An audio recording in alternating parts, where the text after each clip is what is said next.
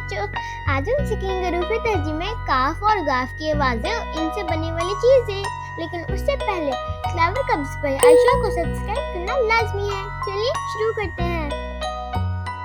काका काका काफ, ये है हर्फ काफ, इसकी आवाज का है, का काफ। का किताब, का केला, का कुर्सी।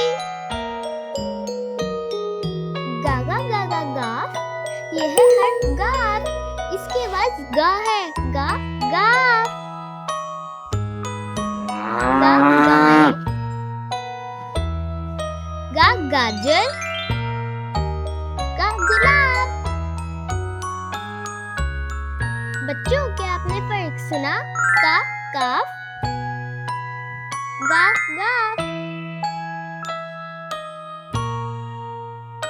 बच्चों, अगर आप और सीखना और जानना चाहते हैं तो क्लेवर कब्स पे आइए को सब्सक्राइब करना लाजमी है। खुदा